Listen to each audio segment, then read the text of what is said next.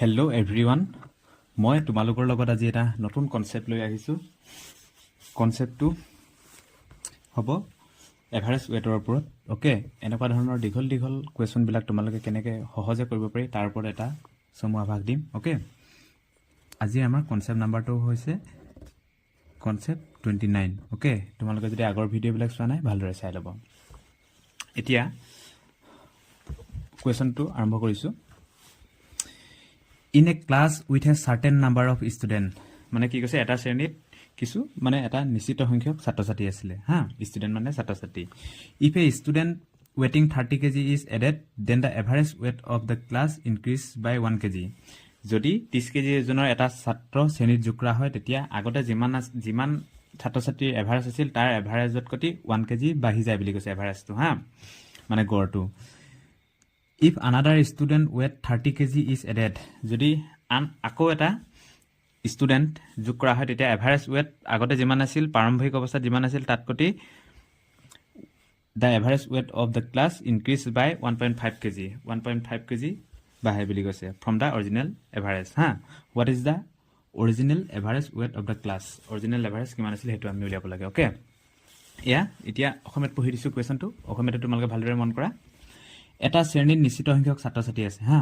যদি 30 kg ওজনৰ এটা ছাত্ৰ শ্ৰেণীত যোগ কৰা হয়, তেতিয়া শ্ৰেণীটোৰ ছাত্ৰ ছাত্ৰীৰ ওজনৰ গড় 1 kg বৃদ্ধি পায় বুলি কৈছে। অ'কে, 30 kg ওজনৰ ছাত্ৰ ছাত্ৰী আছিল, মানে এটা শ্ৰেণীত কিছু সংখ্যক ছাত্ৰ ছাত্ৰী আছিলে হা। যদি 30 kg ওজনৰ এটা ছাত্ৰ, নতুনকৈ এটা 30 kg ওজনৰ ছাত্ৰ যোগ কৰি দিয়া হয়, তেতিয়া এভাৰেজটো যাৰ আগতে যিটো গড় আছিল তাতকৈ 1 kg বৃদ্ধি পায়। যদি আকৌ এটা 30 kg ওজনৰ আন এটা ছাত্ৰ শ্ৰেণীত যোগ কৰা হয়, তেতিয়া শ্ৰেণীটোৰ ছাত্ৰ ছাত্ৰীৰ ওজনৰ গড় প্ৰাৰম্ভিক ওজনৰ গড়তকৈ 1.5 kg বৃদ্ধি পোৱা হয় বুলি কৈছে। প্ৰাৰম্ভিক অৱস্থাত মানে অৰিজিনেল যোনটো এভাৰেজ ৱেট সেইটো কিমান আছিল সেইটো উলিয়াব লাগে। অ'কে, অৰিজিনেল এভাৰেজ ৱেট বা প্ৰাৰম্ভিক অৱস্থাত শ্ৰেণীটোৰ গড় কিমান আছিল। এনেকুৱা ধৰণৰ কুৱেশ্যনখিনি পোৱাৰ লগে লগে তোমালোকে কেনেকৈ কৰিবা সেইটো মই দেখাই দিছোঁ, একেবাৰে ইজি হা। প্ৰথমতে কিমান আছিলে, 30 kg ওজনৰ ছাত্ৰ এটা যোগ কৰি দিয়া আছিলে হয় নাই। 30 kg ওজনৰ ছাত্ৰ এটা যোগ কৰি দিয়াৰ লগে লগে কি হয়, এভাৰেজটো 1 kg বৃদ্ধি হৈ যায়। অ'কে, এনেকৈ লিখিবা।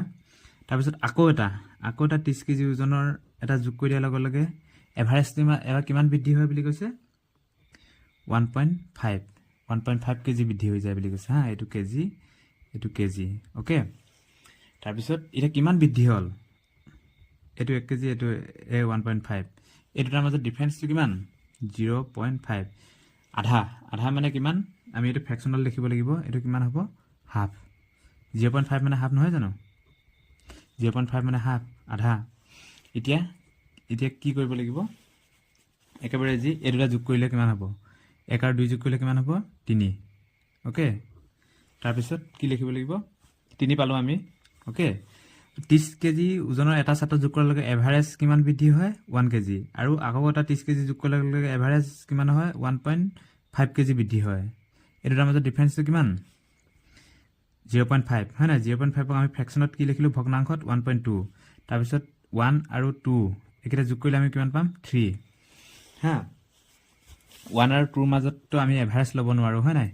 1 আৰু 2 ইয়াৰ মাজত যদি এভাৰেজ লওঁ, আমাৰ কি হ'ব, এইটো পইণ্টত আহিব কিবা এটা হয় নাই। মানে ইহঁত দুটাৰ মাজত যদি আমি ইণ্টিজাৰত হা, পূৰ্ণ সংখ্যাত যদি আমি অখণ্ড সংখ্যাত যদি আমি এটা এভাৰেজ লওঁ, পইণ্টত আহিব হয় নাই, অখণ্ড সংখ্যাত আহিব, ইণ্টিজাৰত পইণ্টত আহিব। সেইকাৰণে 1 আৰু 2 ডাইৰেক্ট যোগ কৰি দিছোঁ। এনেকুৱা সংখ্যাখিনি যদি হাফ আহে, এনেকুৱা সংখ্যাখিনি ডাইৰেক্ট ইহঁত দুটাৰ মাজত যদি আৰু মানে গোটা সংখ্যা নাথাকে হা, হাফৰ 1 আৰু 2ৰ মাজত আৰু কিবা আছে জানো, নাই নহয় হয় নহয়। সেইকাৰণে 3, এই দুটা 1 আৰু 3 যোগ কৰিলোঁ। তাৰপিছত ডাইৰেক্ট 30ৰ পৰা 30ৰ পৰা 3 যোগ কৰিলে কিমান পাম আমি, 27। এইটো এনচাৰটো, একেবাৰে ইজি। অ'কে, এনেকুৱা ধৰণৰ তোমালোকে কুৱেশ্যনখিনি মনত থবা। কুৱেশ্যনখিনি মনত থৈ কি কৰিবা, এনেকুৱা ধৰণৰ কুৱেশ্যনখিনি কেনেকৈ কৰিব লাগে সেইটো মনত থৈ দিলে হৈ যাব, ইমান মাথা মাৰি থাকি লাভ নাই। এতিয়া চোৱা, 30 kg ওজনৰ এটা যোগ হোৱাৰ লগে লগে 1 kg বৃদ্ধি হ'ল, আৰু 30 kg এটা যোগ হোৱাৰ লগে লগে কিমান কেজি বৃদ্ধি হ'ল, 1.5 kg। এইটো মানে হেৰি কিমান হৈছে, ডিফাৰেঞ্চটো কিমান, 0.5। 0.5 মানে কি, 1/2। 1/2 মানে কি হ'ল, 2 + 1 যোগ কৰিলে কিমান হ'ব, 3। তাৰপিছত মুঠ কিমান আছে, কিমান কেজি 30 30 পৰা 3 গ'লে 27 27টো এনচাৰ হৈ যায় হা একেবাৰে ইজি এনেকুৱা ধৰণৰ প্ৰচেছত তোমালোকে অংকবিলাক কৰিবা দ্বিতীয় কুৱেশ্যনটো পঢ়ি দিছোঁ তোমালোকে ভালদৰে বুজিবলৈ চেষ্টা কৰিবা হা মই স্পীড পঢ়ি দিছোঁ তোমালোকেতো বুজি পোৱাই একে ধৰণে আৰু কুৱেশ্যনটো মই প্ৰথমতে বুজাই দিলোঁ কেনেকুৱা কি হয় এতিয়া কুৱেশ্যনটো তোমালোকে পঢ়ি দিয়াৰ লগে লগে ভালদৰে গম পাবা okay in a class with a certain number of student if one student ৱেটিং 50 kg is added then the average weight of the class increases by 1 kg okay if one more student ৱেটিং 50 kg is added, then the average weight of the class increases by 1.5 kg over the original average. What is the original average weight in kg of the class? এটা শ্ৰেণীৰ নিশ্চিত সংখ্যক ছাত্ৰ ছাত্ৰী আছে যদি শ্ৰেণীত 50 kg ওজনৰ এটা ছাত্ৰ যোগ কৰা হয় তেতিয়া শ্ৰেণীটোৰ ছাত্ৰ ছাত্ৰীৰ ওজনৰ গড় 1 kg বৃদ্ধি পায় এভাৰেজটো 1 kg বৃদ্ধি হয় 50 kg ওজনৰ এটা ছাত্ৰ যোগ আহি যোৱাৰ লগে লগে যদি আকৌ 50 kg ওজনৰ এটা ছাত্ৰ যোগ কৰা হয় তেতিয়া শ্ৰেণীটোৰ ওজনৰ গড় 1.5 kg বৃদ্ধি পায় হা প্ৰথম 50 kg এটা ওজনৰ ছাত্ৰ এটা যোগ কৰি দিয়াৰ লগে লগে এভাৰেজটো আগতে থকা মানে ছাত্ৰ ছাত্ৰীৰ ওজনৰ এভাৰেজতকৈ 1 kg বৃদ্ধি পাই যায় আকৌ এটা তাৰপাছত আকৌ এটা 50 kg ওজনৰ এটা ছাত্ৰ যোগ কৰি দিয়াৰ লগে লগে প্ৰথম যিটো ওজনৰ গড় আছিল নহয় তাতকৈ 1.5 kg বৃদ্ধি পাই যায় হয় নাই একেধৰণৰ কুৱেশ্যন একেবাৰে কৰিবলৈ ইজি একেবাৰে ইজি 50 kg প্ৰথমতে এভাৰেজ আছিলে এটা আহি যোগ কৰি দিয়াৰ লগে লগে কিমান হৈ গ'ল 1 kg বৃদ্ধি পালে হয় নাই আকৌ 50 kg এটা যোগ কৰি দিয়াৰ লগে লগে কিমান বৃদ্ধি পালে 1.5 মানে ডিফাৰেন্সটো কিমান হ'ল ইহঁতৰ মাজত 0.5 মানে আমি কিমান লিখিব পাৰোঁ হাফ অল টোটেল 1 আৰু 2 ইকুৱেল টু 3 হ'ব 50 পৰা যদি 3 মাইনাছ কৰি দিওঁ কিমান হ'ব 50 পৰা 3 মাইনাছ কৰিলে কিমান 47 একেবাৰে ইজি এই কুৱেশ্যনকেইটা হা এনেকুৱা ধৰণৰ কুৱেশ্যনখিনি মনত থবা এনেকুৱা ধৰণৰ কুৱেশ্যনখিনি এনেকৈ কৰিব লাগে অ'কে এতিয়া চোৱা এইখিনিতে ইয়াত যদি 1 থাকে ন তেতিয়া এইটোৰ লগত 1 আৰু 2 পূৰণ কৰিলে ডাইৰেক্ট 2 হ'ব হয় নহয় সেইকাৰণে মই এইটো প্ৰচেছটো কৰি নাথাকিলোঁ পিছত আকৌ কুৱেশ্যন দেখালে মই কৰি দিম হা এতিয়া এইটো চোৱা এই কুৱেশ্যনটো চোৱা তোমালোকে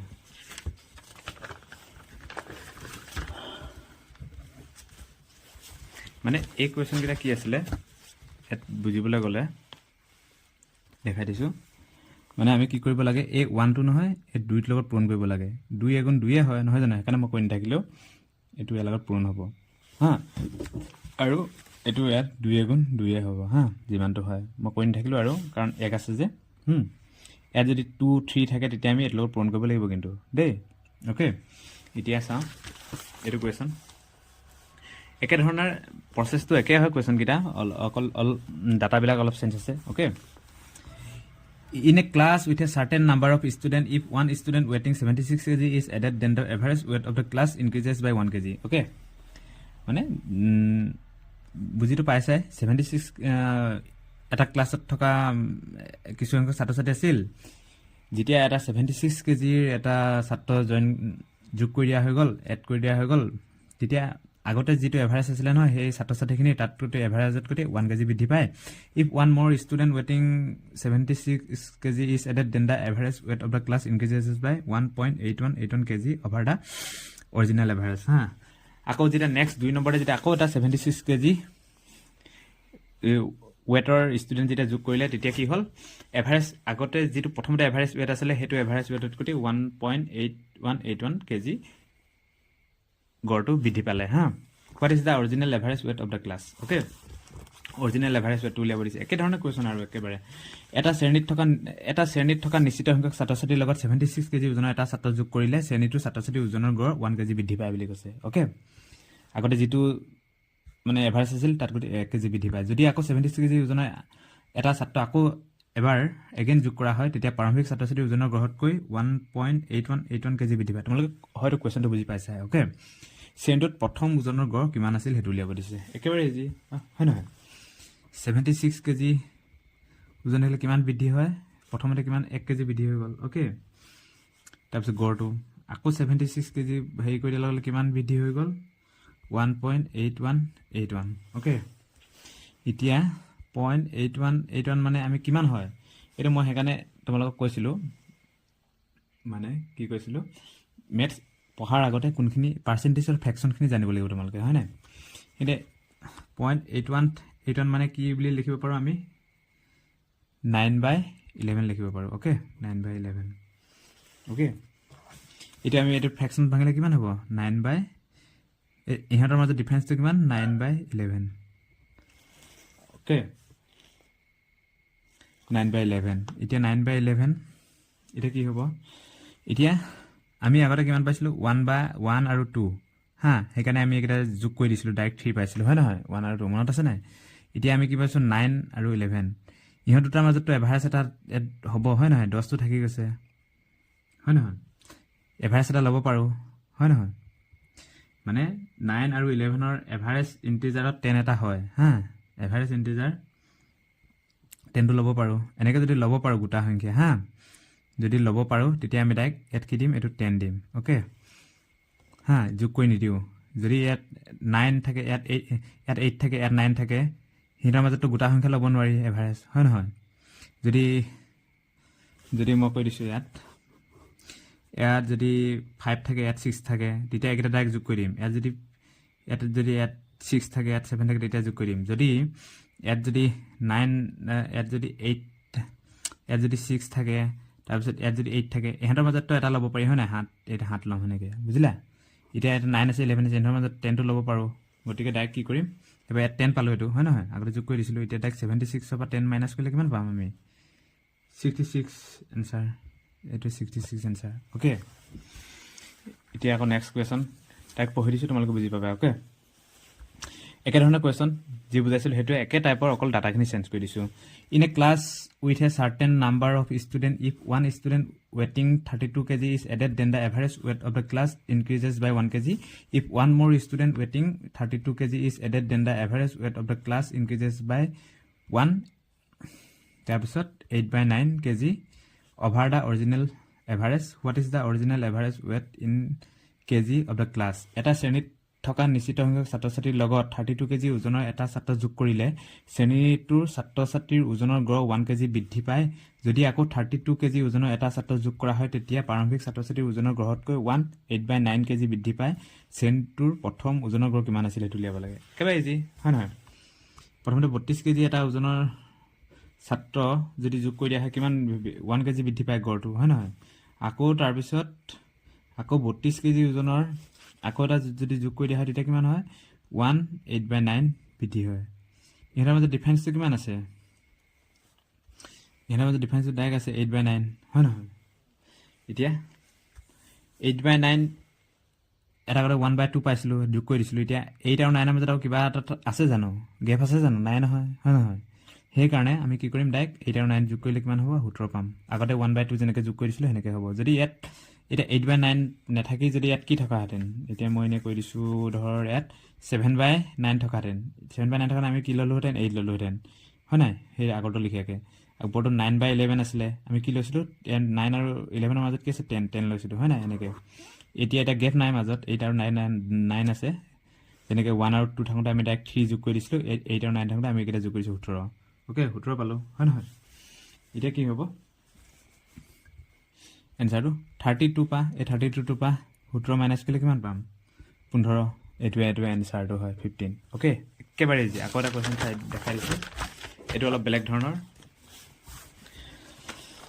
একে কোৱেশ্চন হয় অকল ডাটা কিটা চেঞ্জ হয় মই হেতু বুজাই দিব বিচাৰিছো okay in a class with a certain number of students if one student weighing 40 kg is added then the average weight of the class increases by 3 kg if one more student weighing 40 kg is added then the average weight of the class increases by 5.4 kg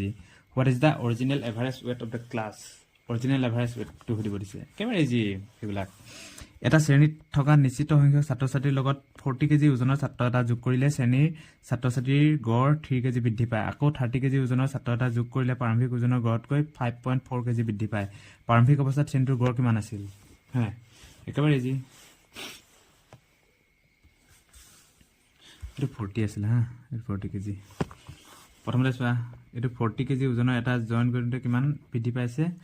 ওজন 3 KG okay আকৌ 40 KG ওজনৰ এটা যোগ কৰোতে কিমান বৃদ্ধি পাইছে হেতু চোৱা 5.4 কেজি বৃদ্ধি পাইছে হয় নহয় আগতে ইয়াত 1 পাইছিলো 1 কেজি বৃদ্ধি হৈছিল হয় নাই এতিয়া ইয়াত 3 পালো হয় নাই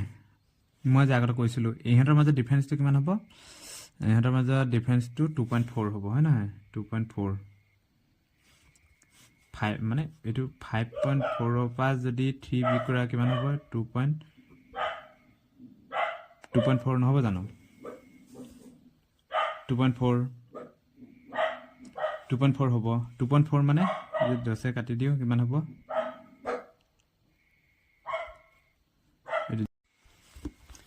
এতিয়া চোৱা এইটো আকৌ এবাৰ কৈ দিছোঁ ওকে 40 কেজি ওজনৰ এটা ষ্টুডেণ্ট যোগ কৰি দিলে কিমান কেজি বৃদ্ধি হয় 3 কেজি ওকে আকৌ যদি 40 কেজি এটা যোগ কৰা হয় কিমান বৃদ্ধি হয় 5.4 কেজি ওকে ইহঁতৰ মাজত ডিফাৰেঞ্চটো কিমান 2.4 হয় নহয় 5.4 ৰ পৰা যদি 3 মাইনাছ কৰিলে কিমান হ'ব 2.4 এতিয়া পইণ্টটো আঁতৰাবলৈ তলত 10 এটা যোগ কৰিলোঁ তাৰপিছত ডিফাৰেঞ্চটো 2 যদি কাটো 2 কিমান গুণ 2 12 24 2 5 গুণ 10 12/5 ইহঁতৰ মাজত আমি ডিফাৰেঞ্চটো আমি ভগ্নাংশ লিখিলে কি পাম 12/5 ওকে 12/5 মই যে এটা কথা কৈছিলোঁ এই 3 কেজিটো এইটোৰ লগত পূৰণ কৰিব লাগিব আৰু এইটো এনেকৈ ওপৰলৈ নাযায় এইটো প্ৰথমটো এইটো ওপৰৰ লগত পূৰণ কৰিবলগীয়া আগতে 1 আছিলে কাৰণে মই নকৰিছিলোঁ এতিয়া কি হ'ব ডিফাৰেঞ্চটো 3 5 গুণ 15 3 5 গুণ 15 আকৌ কি হ'ব এইটো ওপৰত 12 থাকিব 12 15 যোগ কৰিলে কিমান হ'ব 12 15 যোগ কৰিলে কিমান হ'ব আমি 12 আৰু যদি 15 যোগ কৰিলে কিমান পাম 27 ওকে 12 15 যোগ কৰিলে আমি 27 পাম ওকে এটাকে 40 পৰা যদি আমি 27 মাইনাছ কৰোঁ কিমান হ'ব 30 কেজি ওকে এইটো এনচাৰটো হয়